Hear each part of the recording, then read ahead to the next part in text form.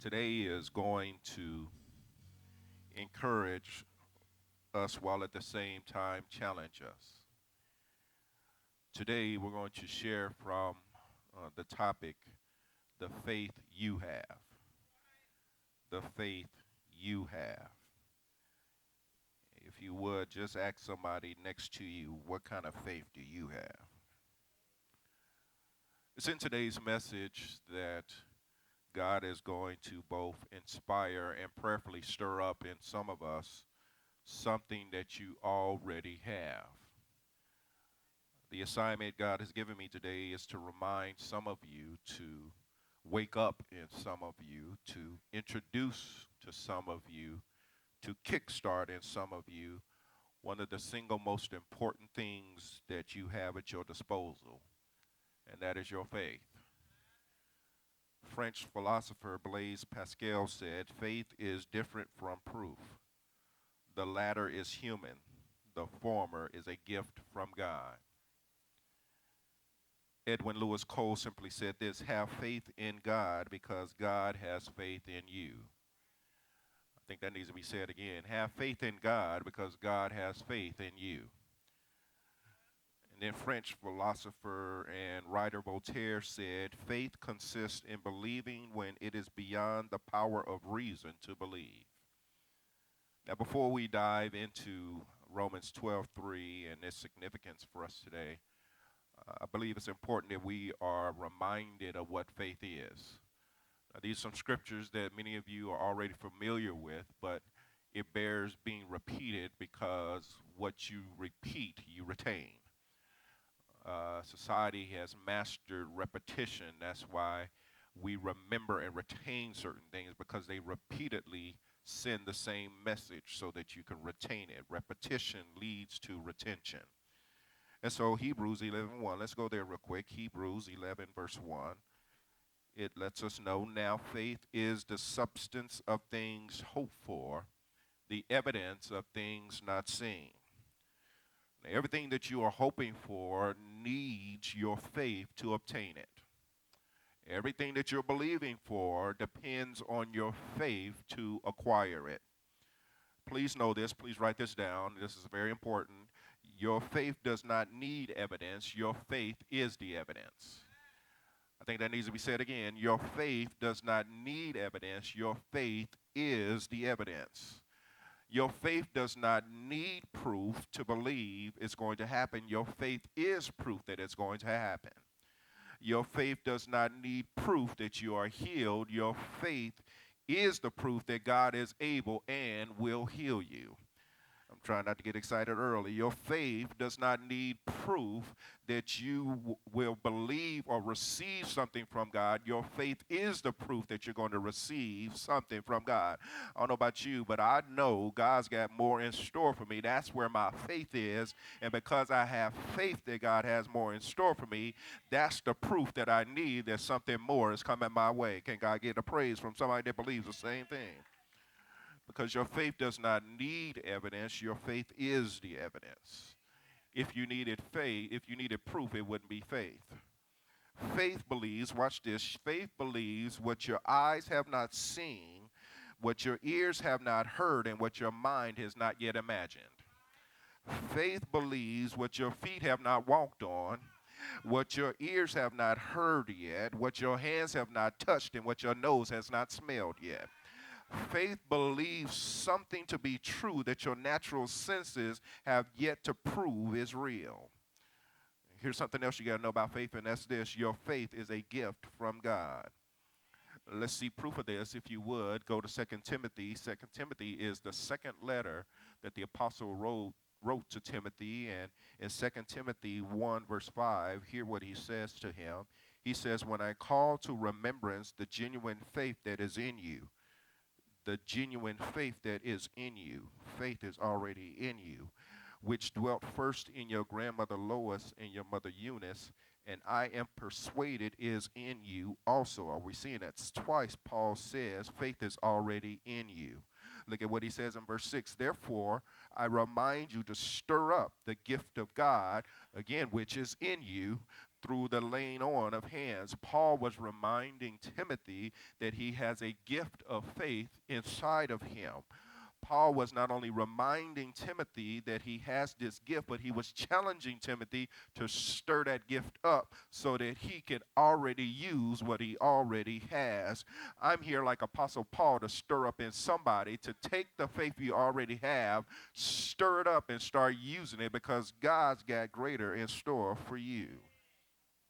Now, if we go back to Romans 12, verse 3, our focal text today, it says, "For I say, through the grace given to me, to everyone who is among you, not to think of himself more highly than he ought to think, but to think soberly, as God has dealt to each one a measure of faith."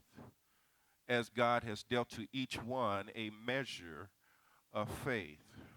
Hear this, we all have been dealt a measure of faith. Every last one of us has been given faith by God.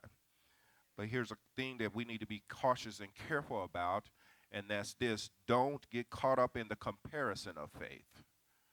Don't get caught up in the comparison of faith. What are we talking about? Don't get caught up in measuring your faith with someone else's faith. God knew what he was doing when he gave you the faith you have, and God gave someone else faith that they have. You don't need to compare your faith against someone else's.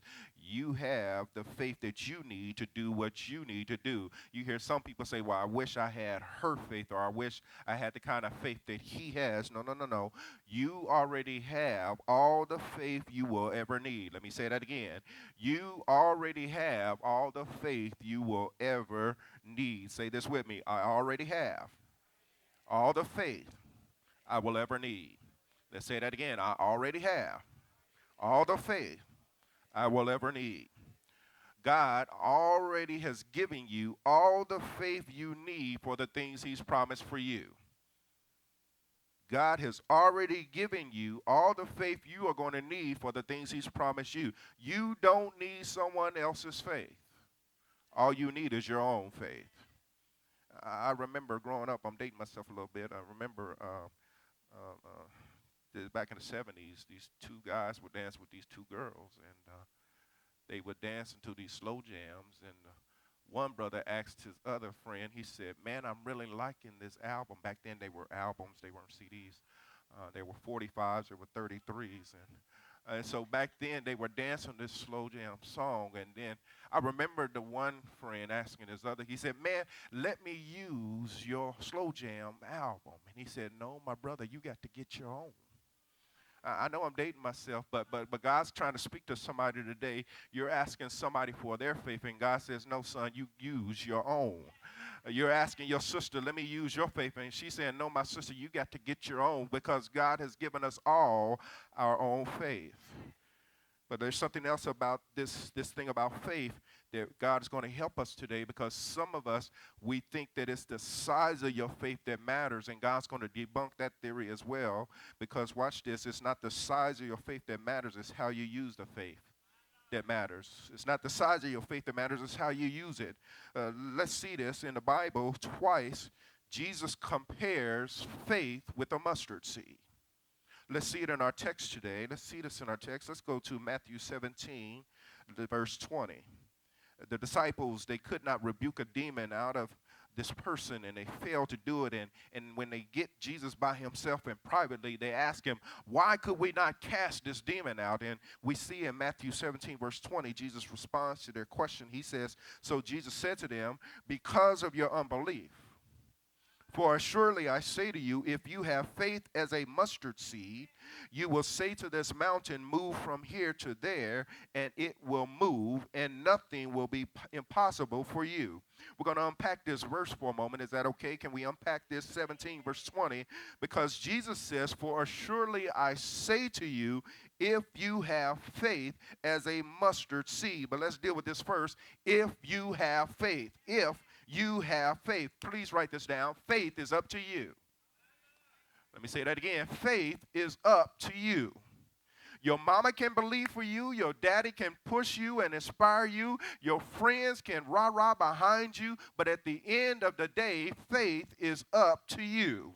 Your pastor can preach a word to get you going every week, but faith is up to you. Jesus says, if you have faith, which means if means a condition. If you have the faith, guess what? If you have faith as a mustard seed, please know this, you don't need a lot of faith, you just need your faith. You don't need a lot of faith, you just need your faith. Jesus likens faith to a mustard seed, which tells us that you don't need a whole lot of faith in order to produce something in this world. The mustard seed is one of the smallest seeds you will find on this earth. But if you sow that mustard seed, if you care for it, if you water it, that grows into one of the biggest trees you'll see. Why? Because it doesn't take a lot of faith. It just takes the faith you already have. And so he says here, if you have faith as a mustard seed, then he says, you will say. You will say, watch this, your mouth will only say what your faith already believes for. Your mouth only says what your faith already believes. And God says, whether it's good or bad, when you speak, you are giving power to the thing you have faith in. What you say gives power to what you believe. So Jesus proves this. Watch this. He says, if you have faith, who's he talking to? He's talking to us. If you have faith as a mustard seed, you will say to this mountain, move from here to there, and it will move. I like that language because look here. He says, you will say to this mountain, move from here to there, and it will move. It doesn't say it might move. It says it will move. It doesn't say it's possible to move. It says it will move if you have the faith. Please hear this. You already have the faith you need to move every mountain in your life. You already got the faith inside of you to move every single mountain in your life. If your mountain is health related, speak to your mountain with the faith you have, and that mountain will move in your life. If your mountain is debt-related, God says, speak to that mountain, and God says, with the faith you have and what you say, that mountain will be moved out of your life. God says, I can remove fear and anxiety in your life if you use the faith you have to speak to it and know that it's got to leave your life. Somebody's credit is saying that my faith is this, and God says your faith can change if you use your mouth and your faith in the right way. But watch this. He closes verse 20 with something we all ought to be excited about. He says, and nothing will be impossible for you. And nothing, this is Jesus talking, will be impossible for you. I'm going to say that one more time. And nothing will be impossible for you. Hear this. Your faith makes the impossible possible. Say that again. Your faith makes the impossible possible. Somebody say that with me. My faith makes the impossible possible. Let's say that again. My faith makes the impossible possible. Your credit may not say you can afford a house, but your faith, if your faith believes it can, your faith will get that house. Your experience may say you shouldn't start that business, but your faith will have you start a business that you're not experienced in. Your faith makes the impossible possible. I get excited about this because God says it's up to you and how you use your faith in order for the impossible to be made possible in your life. Here, you need proof.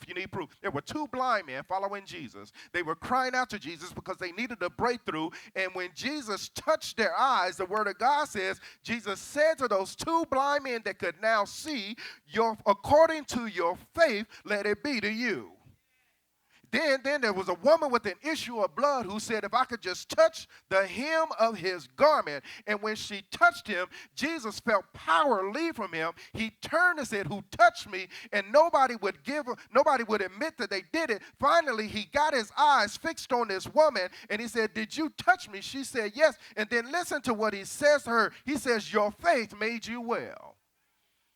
Why? Because it's your faith that makes the impossible possible. Look at what Jesus says here, and nothing will be impossible for you. Why is that important for us? Because God already believes in the impossible. Hear this. God took nothing and created something. God took nothing and created the universe. God already believes the impossible is possible. He's trying to get us to believe where he is.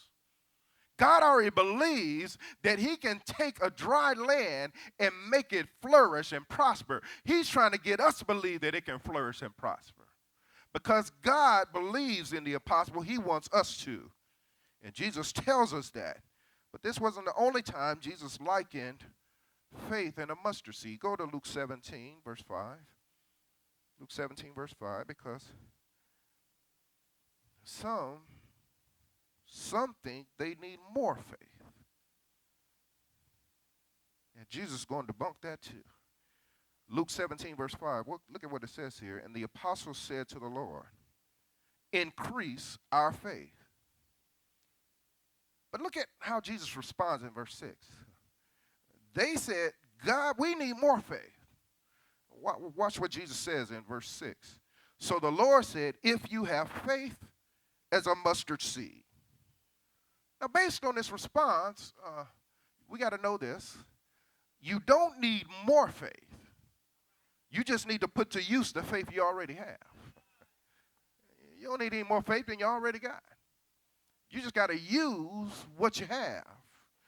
See, some people have convinced themselves that they need more faith to get certain things through God, but God is trying to help us to understand that's the wrong line of thinking, because you don't need more faith. You just need to use the faith you already have and put it to use. And look at what Jesus says here, that even if the faith is the size of a mustard seed, watch what he says in verse 6. So the Lord said, if you have faith as a mustard seed, you can say to this mulberry tree, be pulled up by the roots and be planted in the sea, and it would obey you. Now, in the previous example in Matthew, he said, if you have faith as a mustard seed, you will say to this mountain. In this instance, in Luke 17, he says, if you have faith as a mustard seed, you will say to this mulberry tree. That's blessing me. I don't know if it's blessing you. Whether it's a mountain or a mulberry tree, if you use your faith and speak to it, it's got to move if you want it to move.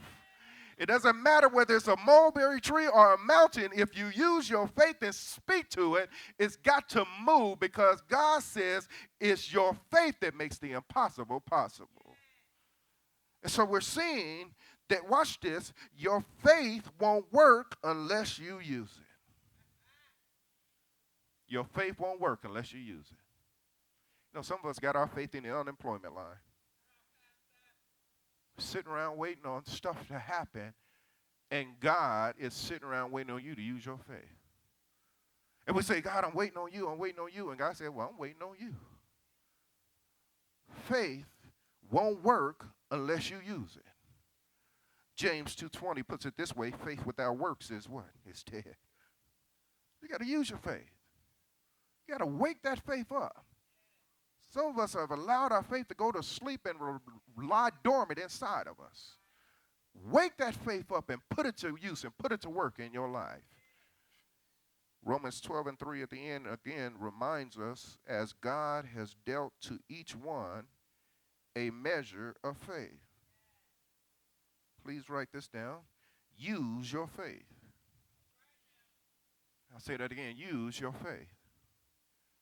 Whatever your situation or circumstance is, it's going to require that you use your faith. Whatever it is that you're going through, you can't rely on someone else's faith. You have to use your faith, because it's going to be your testimony. How can you use somebody else's faith and then tell your testimony when you did use your own faith? No. You've got to use your faith, because it's going to be your testimony that's going to be shared with others. So it's your faith that needs to be used. You can't rely on someone else's faith, because God is trying to use this as an opportunity to get you to stir up the faith inside of you, so that he can show you just how God he is in your life. But he needs you to use your faith. Use your faith. Use your faith. Well, how do I use my faith, Pastor? I'm glad you asked that question. Go to 1 John 5, verse 4. You use your faith to overcome whatever the world throws at you. 1 John 5, let's look at verse 4. Watch what it says here. For whatever is born of God overcomes the world. Just by show of hands, how many believe you are born of God? You are saved, sanctified. Okay, so guess what? You overcome the world. It doesn't matter what the world throws at you, you overcome it. But how do you do it? And this is the victory that has overcome the world. Watch this, our faith. This lets us know that we have a secret weapon, and that's our faith. You know what the enemy wants to do more than anything? Steal, kill, and destroy. That's what Jesus said he came to do. He wants to steal your faith. He wants to rob you of your faith. He wants to destroy your faith. Because when you don't have faith, you don't please God. We're going to pause right there. Stay at John, 1 John 5:4 for 1 second. But I want you to go back to Hebrews real quick. Hebrews 11, verse 6. Hebrews 11:6. When you don't operate in faith, you don't please God. Let's prove it. Hebrews 11, verse 6. Now we dealt with Hebrews 11:1, but we got to see this in Hebrews 11:6. Watch this.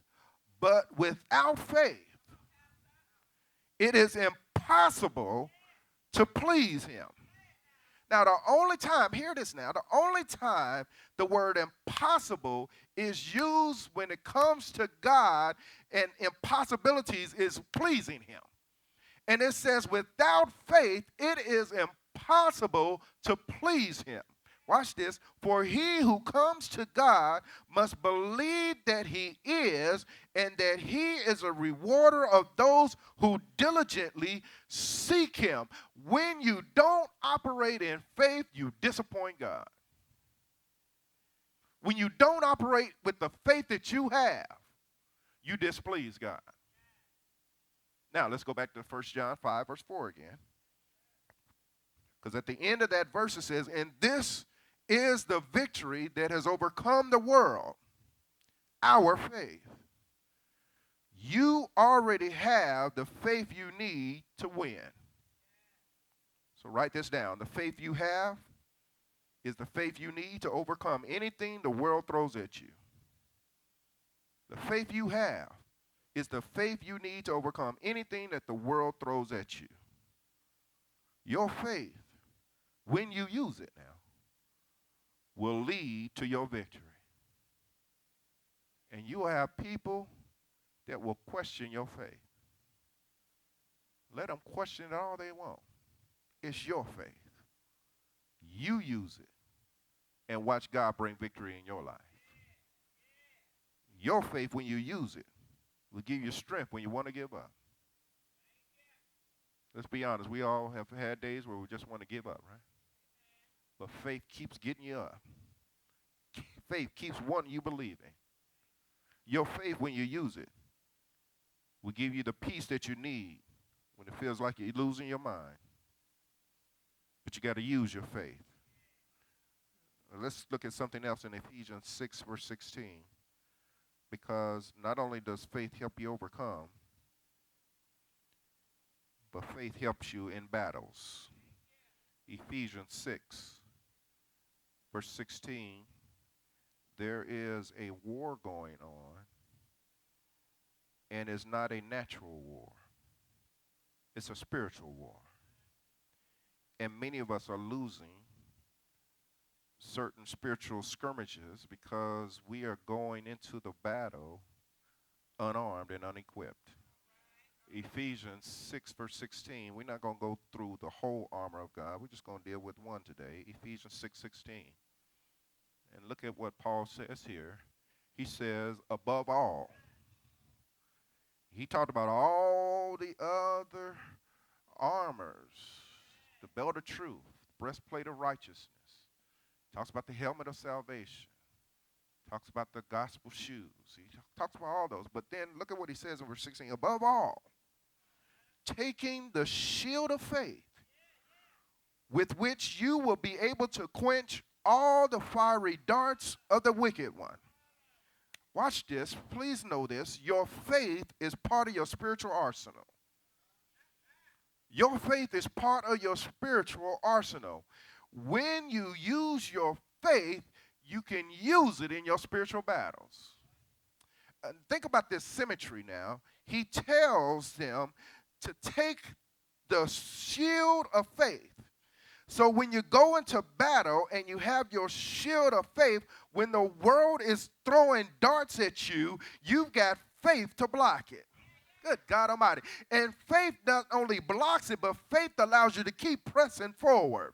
That's why you can't allow somebody to rob you of your faith, because it's your faith that's going to keep you moving. It's your faith that's going to keep you pressing. It's your faith that's going to keep you believing and moving toward the things that God has for you.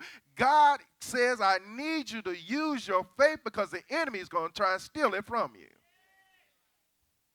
And so he says here, above all else, oh my God, taking the shield of faith with which you will be able to quench all the fiery darts of the wicked one.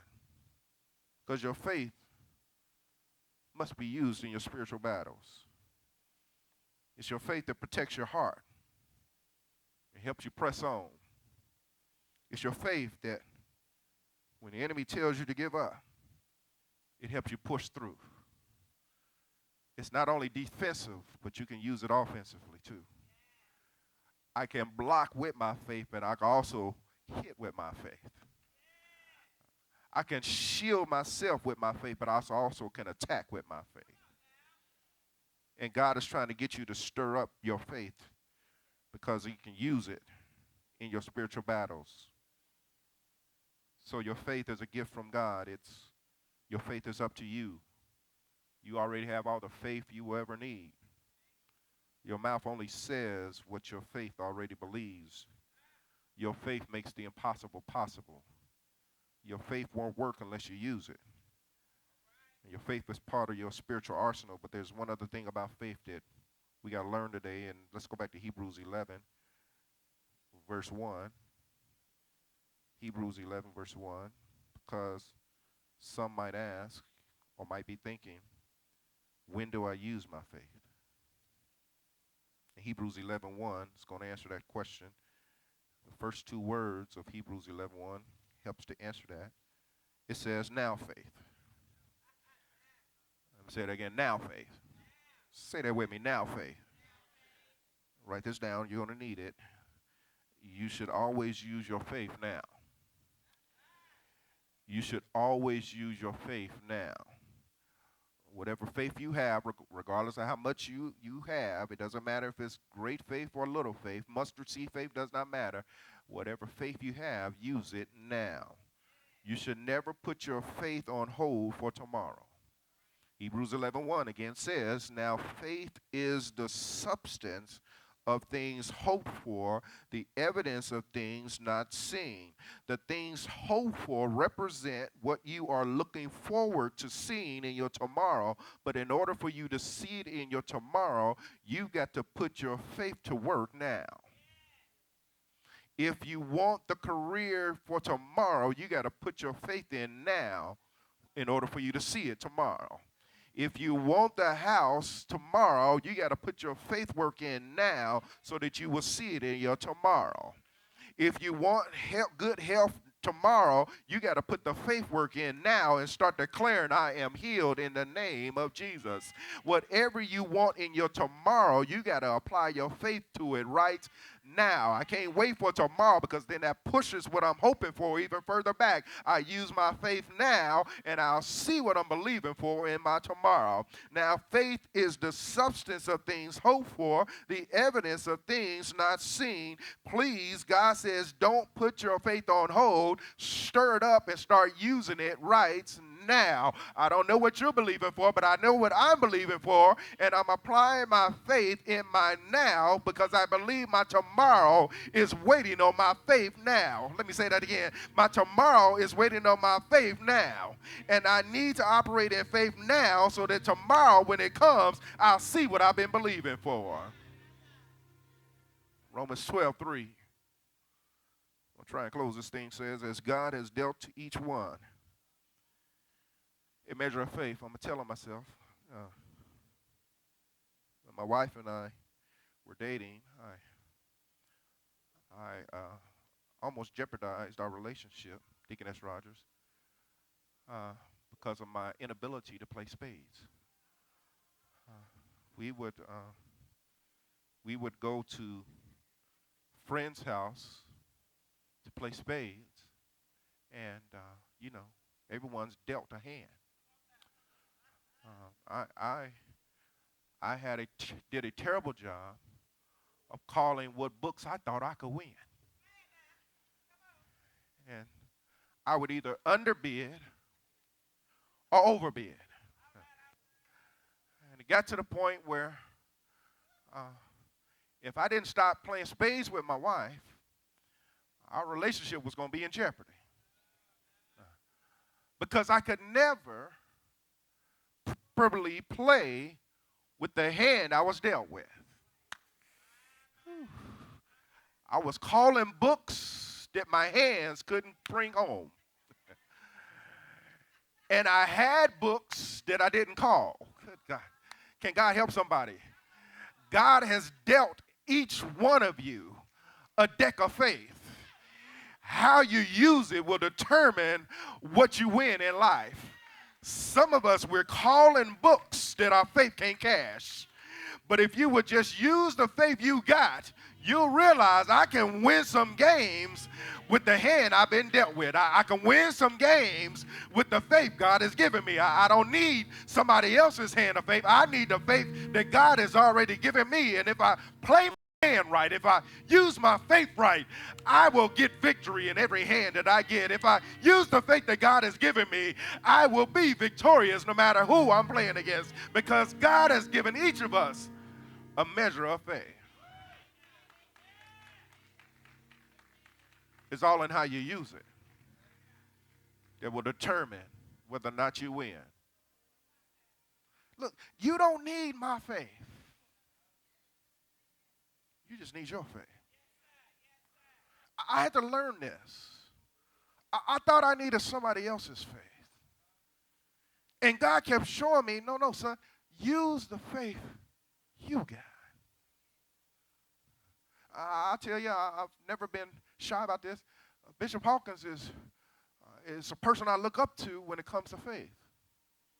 Our pastor, our bishop, I've always looked up to him, walked with him for 7 years, seen God do some amazing things because of his faith. But then when God sent me to pastor Voices of Faith South, God had to help me. He said, son, it won't be Bishop Hawkins' faith. It's going to be your faith. He said, son, it won't be Bishop Hawkins that gets this done. It's going to be your faith in what I can do in your life that gets this done. Stop using your mama's faith. Stop looking to your daddy's faith. Stop looking at your best friend and his or her faith. Tap into the faith you already have. Because he's dealt you a good hand of faith just like he dealt her or him. You just got to put it to work. The faith you have. Let's give God some praise. Amen.